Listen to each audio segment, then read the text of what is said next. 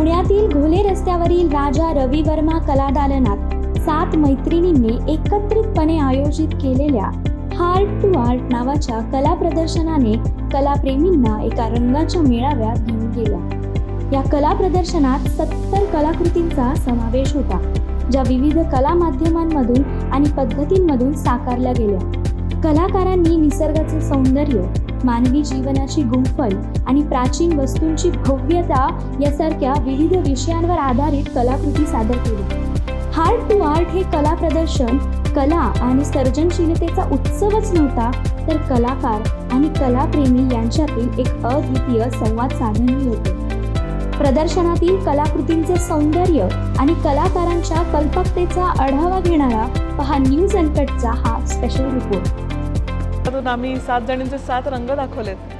प्रत्येकजण आपापल्या क्षेत्रात अतिशय छान काम करते ते आम्ही दाखवत आणि प्रत्येकाने इथे छान प्रदर्शन केले त्याचं। आणि आम्हाला आशा आहे की आमची ही आर्ट सगळ्यांच्या हार्टपर्यंत नक्की पोहोचली असेल।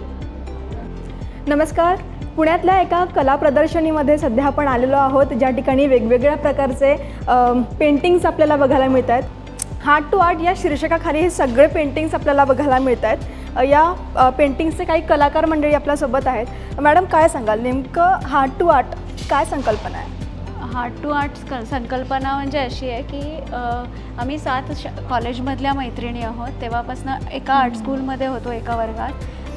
त्यावेळेस बऱ्याच वर्षांनी आम्ही आत्ता भेटलो आणि अचानक आम्हाला असं वाटलं की आपण पण एक प्रदर्शन करायला पाहिजे। अच्छा। आणि प्रत्येकजण एकेका वेगवेगळ्या माध्यमात किंवा ह्याच्यात काम करतो आहे आणि आम्हाला एवढा एक्सपिरियन्स होता, मग म्हटलं why not do a exhibition of our artworks. अच्छा, म्हणजे ही फर्स्ट टाइमच आहे तुमचं? आमच्या 7 जणींचं मिळून फर्स्ट टाइम आहे। 7 फ्रेंड्स कॉलेज के एक साथ हार्ट टू आर्ट नाम से एग्जीबिशन किया है। इसमें ये म्यूरल आर्ट है। म्यूरल आर्ट ये स्टोन पाउडर रहता है। ओके। तो फिर भी एक 1 मंथ तो इसको लगता ही लगता है जी, हमारा पेंटिंग तैयार करने के लिए। और ये बनारस घाट है। बनारस घाट में बनारस गई थी मैं जब, तो मैंने फ़ोटो क्लिक किया हुआ है। वाओ। तो वहाँ से मैं इंस्पायर होकर ये पेंटिंग तैयार किया है। बनारस मतलब बहुत कलरफुल, अपनी संस्कृति सभ्यता सबको लेकर साथ में चलने वाला, तो वो मुझे बहुत पसंद आता है। वैसे भी मुझे हिस्टोरिकल प्लेस और अपने संस्कृति के सब बहुत ज़्यादा अच्छे लगते हैं। रियलिस्टिक वर्क बहुत अच्छा लगता है। ग्वालियर फोर्ट भी बहुत खूबसूरत है। उसके स्टोन्स वगैरह पहले जो थे वो अभी भी हैं, कलर भी उसका वैसा का वैसा ही है। तो ये मुझे बहुत पसंद आया, इसलिए मैंने इसको। मैडम, इसमें कलर कौन से यूज़ होते हैं? ये एक्रिलिक कलर मैंने यूज़ किया है। ओके। एक्रिलिक कलर आजकल बहुत ज़्यादा जल्दी ही तैयार होता है। ऑयल पेंट्स जो है ना काफ़ी टाइम लेते हैं। जितना टाइम ये 1 महीने में बन जाएगा, तो ऑयल पेंट समझ लो 3 महीने में तैयार होगा। अच्छा। सी वेव्स है। सी वेव्स मतलब थोड़ा सा क्रिएटिव मैंने उसको किया है। इसमें भी मैंने थोड़ा सा स्टोन पाउडर का यूज़ किया है ताकि 3D लुक आए, और रिफिल वर्क है। ये भी सब मेरे ऐसे ही नेचर के सीन हैं। ये मैंने पिंटरेस्ट पर एक फ़ोटो देखा था। ओके। तो उससे इंस्पायर होकर मैंने मेरे स्टाइल में सरस्वती का फ़ोटो बनाया है। और हम आर्टिस्ट लोग ऐसे हैं कि कुछ भी क्रिएट करते हैं। हाँ कुछ भी। फिर इसके अभी इसका फ्यूचर क्या होगा? आप क्या करेंगे एग्जीबिशन के बाद? एग्जीबिशन के बाद यदि ये सेल होता है तो अच्छी बात है। ओके। मेरा स्टूडियो भी है और मेरे ऑर्डर्स भी रहते हैं। अच्छा लग रहा है आपको फर्स्ट टाइम अपने एग्जीबिशन में ये सब पेंटिंग्स? एग्जीबिशन में यहाँ आने के बाद इतना अलग माहौल, एक अलग ही एक्सपीरियंस है। बहुत मतलब क्या खूबसूरत बोलना चाहिए, अंदर से भी बाहर से भी। जी बिल्कुल। कहते हैं ना कि खाना खाने के बाद पेट भरता है लेकिन आत्मा तृप्त होती है। वैसा यहाँ पर मुझे ऐसा आत्मा तृप्त होने जैसा फीलिंग हुआ है। माझा हा सगळा विषय आहे तो म्हणजे लॉस्ट इन द माउंटन्स असा आहे। मी युजली ट्रेक्सला वगैरे जाते, मग तिथे जे काय ट्रेक्समध्ये मला अनुभव मिळतात ते सगळे मी माझ्या चित्रातनं डिपिक्ट करते। तर त्याच्यात पहिलं म्हणजे मी हे कॅलेंडर केलं आहे की एव्हरेस्ट बेस कॅम्प हा जो ट्रेक आहे त्याचा एक रोजची 1 दिवसाचा असा एक हे मी चित्रातनं दाखवलं आहे की पहिल्या दिवशी तुम्ही इथे उतरता, मग दुसऱ्या दिवशी जाताना तुम्हाला काय लागतं, मग यातली ह्याची Journey हाऊस सांगितली. जर्नी अशी कॅलेंडर रूपात मी दाखवली आहे. मग तुम्ही पुढे कुठे हायकिंगसाठी थांबता एखाद्या रात्री, तिथलं मग तिथले जे गल्ली बोळ आहेत त्यातलं असे सगळे हे घेऊन मी हे कॅलेंडर केलेलं आहे. एक मॅजेस्टिक व्ह्यू ऑफ एव्हरेस्ट असा दाखवायचा प्रयत्न केला आहे. ओके. मग अन्नपूर्णा बेस कॅम्प म्हणून नेपाळमधला जो म्हणजे सर्किट कॅम्प आहे त्याच्यात जाताना हा माचपुचरे म्हणजे फिशटेल असा हे आहे. हे सॉफ्ट पेस्टल हे आपल्या वेताळ टेकडीवरच्या क्वारीचं चित्र आहे.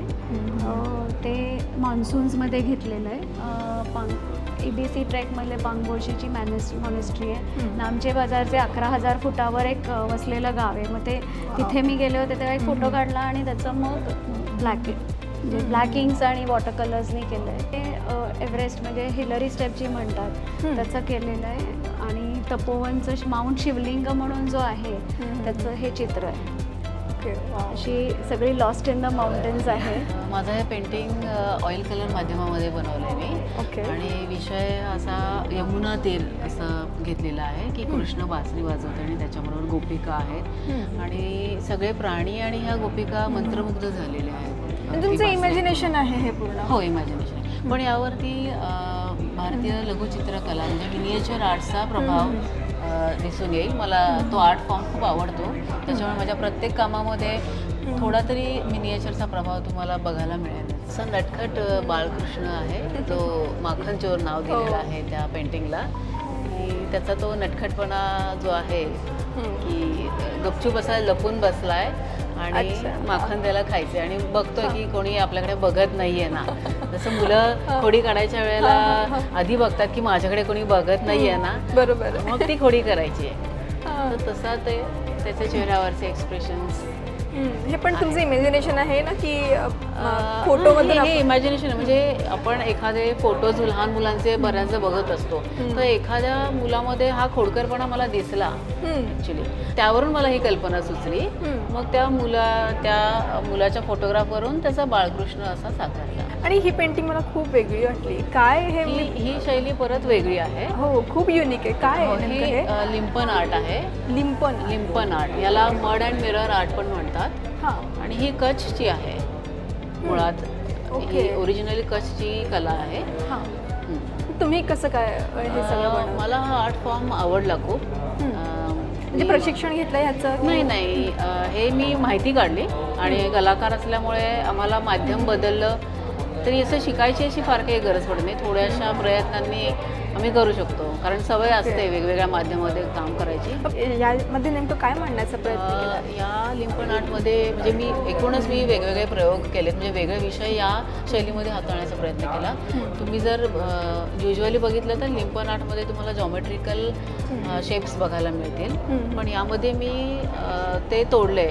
मी वेगळे विषय आणि वेगळ्या पद्धतीने करायचा ह्याच्यामध्ये प्रयत्न केलेला आहे. तर ही जी एक फिगर आहे, ह्युमन फिगर, ही मार्कंडेश्वर मंदिरामधली शुकसारिका हिच्या रेफरन्सवरून घेतलेली आहे. म्हणजे ती जी आहे ती पोपटाला भरवती आहे असा तो विषय होता. ते मला शिल्प खूप आवडायचं. म्हणजे एकूणच आपल्या मंदिरांमध्ये व्हिजिट केल्यानंतर तिकडचं कोरीवकाम आणि शिल्पकला ही खूपच मला प्रभावित करते आणि ते कुठेतरी यावं असं मला नेहमी वाटायचं. तर या माध्यमातून मला म्हणजे ती संधी मिळाली की मी ते यातून जास्त चांगलं साकारू शकते. हे सेक्शन तुम्ही इकडे बघाल की हे पल्लवी गोटखिंडीकर माझी जी मैत्रीण आहे तिचं आहे. ती आत्ता इथे नाही आहे. तिला बर्ड्सची स्पेशली फोटोग्राफी करायला खूप आवडतं. सो तिने तिच्या प्रदर्शनासाठी हा विषय निवडला की तिने जे फोटो काढलेत त्या फोटोजवरून ती मधुबनी शैलीमध्ये त्याचं पेंटिंग करेल. सो हे तिने काढलेले फोटोग्राफ्स आहेत, त्याचं तिने मधुबनी शैलीमध्ये चित्र काढलेलं आहे आणि हे जे आहे कापडावर केलेलं आहे. नेमकं काय या पेंटिंगमधून मांडण्याचा प्रयत्न केला आहे? मी ॲक्च्युली पट्टचित्र म्हणजे राजस्थानी लोककला जी आहेत त्या याच्यावर विषयांवर साधारण मला करायला आवडतात काम आणि थोडं बारीक आणि डिटेलिंग या सगळ्या गोष्टी आवडतात. सो पट्टचित्र म्हणजे एक स्टोरी टेलिंग असतं की एखादा सब्जेक्ट घ्यायचा आणि त्याच्या वेगळ्या वेगळ्या फ्रेम्समधनं ती स्टोरी क्रिएट करायची. सो तसा प्रयत्न केला आहे. सो तशी चित्र करायला मला आवडतात. सो माझ्या पेंटिंगमध्ये तुम्ही साधारण तेच बघू शकता की एक लग्नाचं प्रोसेस चालली आहे. सो त्याच्यामध्ये तो सगळा फील मी क्रिएट करायचा प्रयत्न केला आहे. त्याच्यानंतर एखाद्या स्त्रीची दिनचर्या काय असते त्या विषयावर घेऊन मी हे सगळं सुरू केलंय. काल्पनिक आहे तुमचं? हे काल्पनिकच आहे माझं. पण आता हे बघितलं जात नाही, त्यामुळे मग मी विचार केला की हे पूर्वीच्या बायका करायच्या, तर ते कसं मांडता येईल. हे सगळं फर्स्ट टाइम तुम्ही मांडण्याचा हे प्रयत्न मी फर्स्ट टाइम केलं. ही स्टाईलच मी म्हणजे इन्स्पिरेशन माझं फळवरूनच घेतलंय, राजस्थानी चित्रांवरून. पण विषय मी मात्र माझे निवडून मी प्रयत्न केला करायचा. मी सांगते की आपल्याकडे वेगवेगळी मीडियम्स असतात, water colour, poster colour, oil, acrylic. तसं मी कापड हे मीडियम घेतले. तर ही सगळी जेव्हा तुम्ही म्हणजे पेंटिंग्स बघाल, प्रत्येक ह्याच्यात कापडाचा वापर आहे. ते माझं मीडियम आहे. त्याच्यात थोडं लँडस्केप करायचा प्रयत्न केला आहे, थोडं ॲब्स्ट्रॅक्ट आहे.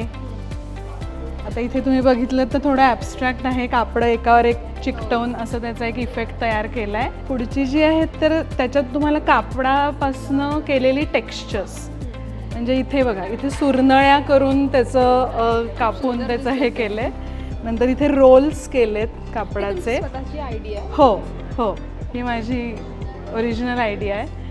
आणि काही ठिकाणी असे कोन्स केलेत कापडाचे, तर त्यांनी जो इफेक्ट किंवा टेक्स्चर निर्माण झालं आहे त्यामुळे ती मजा येते ह्या पेंटिंगमध्ये.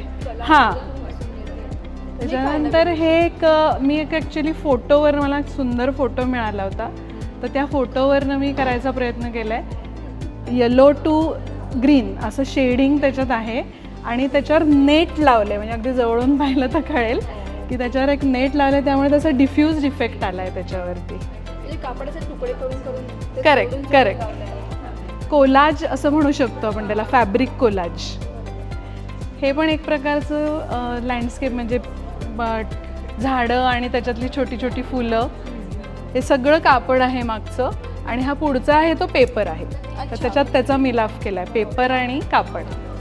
Already colour paper. हो. त्याच्यानंतर हे एक आपले रझा म्हणून आर्टिस्ट आहेत, खूप जुने, ज्यांना मी खूप फॉलो करते, मला खूप आवडतात ते. तर त्यांच्या एका पेंटिंगवरनं अगदीच म्हणजे सेम नाही, पण माझं त्याच्यात एक इनपुट घालून एक नवीन पेंटिंग तयार केलं. हे काय खूप सुंदर दिसतंय पुन्हा. Thank you so much. ह्याचं मी सांगेन की मोस्टली माझी जी पेंटिंग्स आहेत ती कलर स्कीम्सवर आहेत, म्हणजे मोनोक्रोमॅटिक, आपली warm colour scheme, cool colour scheme. तर ह्याच्यात येल्लोपासनं ऑरेंज, ऑरेंजपासनं रेड आणि रेडपासनं व्हायलेट असं जे ग्रॅज्युअल इफेक्ट बघायला मिळतो, त्यामुळे ते तुम्हाला असं लयबद्ध किंवा असं त्याच्यात कुठे दृष्टी थांबत नाही, एकसारखी खाली आपल्या ती पडते, तर त्याची ती मजा आहे. ॲक्च्युली हे मी एका बुटीकसाठी केलं होतं.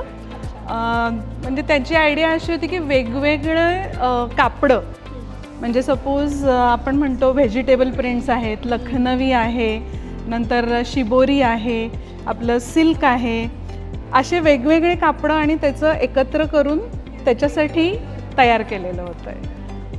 हे पण एक प्रकारचं सीस्केप आहे. बोटीचा आकार मला खूप आवडतो, तो फॉर्म खूप आवडतो. ही बोट दाखवण्याचा प्रयत्न केला. हां, म्हणजे लक्ष सगळं बोटीकडे आहे, पण ही बॅकग्राऊंड पण तितकीच इम्पॉर्टंट आहे. ह्याच्यातही तुम्ही बघितलं तर अपोजिट कलर्स आहेत, ऑरेंज आणि ब्लू हे अपोजिट कलर्स आहेत. तर मी ह्याच्यात ॲक्रेलिक पेंटिंग, लिप्पण आर्ट आणि गोधडी शिवणाऱ्या बायकांचं विश्व यातनं दाखवायचा प्रयत्न करते. आणि या टाईपचा मला वाटतं हा प्रयत्न माझ्याकडनं पहिल्यांदाच गेला आहे असं मला वाटतं. याच्यामध्ये काय आहे की सगळ्या संसारात रमलेल्या ज्या स्त्रिया आहेत त्यांना त्यांचं संसार सांभाळता घराला हातभार लावण्यासाठी त्यांनी त्या ज्या मेहनत घेतात आणि त्यातनं त्यांची कलासुद्धा बाहेर दिसते, हे मी दाखवायचा या पेंटिंग्समधून प्रयत्न केला आहे. सिमिलरली त्याच थीममध्ये मी दाखवलं की त्या मैत्रिणी सगळ्या एकत्र येऊन काम करतायत आणि त्यानंतर रिकामा वेळ त्या गप्पाही मारतायत, त्यांच्या मैत्रीचा आनंद पण घेत आहेत आणि त्यांनी केलेली कला त्याच्यावर सादर होती. तसंच त्यांच्याचकडची घरातली लहान एक मुलगी आहे, ती पण बघते की भविष्याकडे, भविष्याची खिडकी तिची मी दाखवायचा प्रयत्न केला की ज्याच्यामधनं तिला घर, शाळा, नेचर हे सगळ्या गोष्टी तिला आवडतात आणि ते तिने खिडकीतनं ती बघते. किती दिवसात तुम्ही तयार केलं आहे हे सगळं? साधारण एक 30-40 तासापेक्षा जास्त तास काम ह्याच्यावर केलं गेलं. मला स्वतःला निसर्गाची खूप आवड आहे, कमळं माझ्या आवडीचा विषय आहे आणि मग मी पंचतत्व जी आपल्या आत आहेत तीच निसर्गात मी इथे दाखवायचा प्रयत्न केला आहे. जसं हे आकाश कमल, कशावर साकारलं आहे हे? काय हे आपण कॅनव्हासवर ऑइल कलर्समध्ये मी हे साकारलेलं आहे. हे वाऱ्याने कसे तरंग उठलेत पाण्यात आणि कमळं त्याच्यावर डोलतायत, रमली आहेत कमळं पण. नेचरमधले कलर खूप जास्त आवडतात, ते मी कॅच करायचा माझ्या सगळ्या पुढच्या नेचर थीममध्ये या प्रयत्न केलेला आहे. त्यानंतर ह्याचं प्रदर्शन झाल्यानंतर आम्ही आता सगळ्या मैत्रिणी जसं जमलो आहे तसं नेहमी भेटत राहणार आहे. हा आमचा फॉर्म झालेला ग्रुप आम्ही पुढे वाढवणार आणि याच्यात अजून कसं लोकांना काही चांगलं आम्ही देऊ शकतो. जसं या एक्झिबिशनमुळे पण आम्हाला काही गोष्टी कळल्या, लोकांना काय आवडते ते आम्ही पुढे नेण्याचा प्रयत्न ह्याच्यात आम्ही करणार. तशा प्रकारे खूप वेगवेगळ्या पद्धतीच्या वेगवेगळ्या विषयांवरच्या पेंटिंग्ज आपण या प्रदर्शनीमध्ये बघितल्या आहेत. मॅडम, तुम्हा सर्वांना खूप साऱ्या शुभेच्छा. काय मेसेज द्याल सोसायटीला एकंदरीत? मला असं सांगावंसं वाटेल की प्रत्येकामध्ये काही ना काहीतरी चांगली कला असते आणि प्रत्येकाने ती शोधावी स्वतःमध्ये आणि ती जोपासावी आणि असंच तिचा म्हणजे प्रयत्न चालू ठेवावा आणि प्रदर्शनापर्यंत जावं. नक्कीच. आम्ही असाच प्रयत्न केला. ॲक्च्युली आम्ही कॉलेजमधल्या मैत्रिणी एकत्र येऊन विचार केला एक प्रदर्शन करायचं. प्रत्येकाचे स्किल्स वेगळे होते आणि आम्ही प्रयत्न करून हे घडवलं आहे. सो असं सगळ्यांनी कधीतरी आयुष्यात प्रयत्न करावा. खूप आनंद घेतला आम्ही या सगळ्या गोष्टींचा. Thank you so much. धन्यवाद.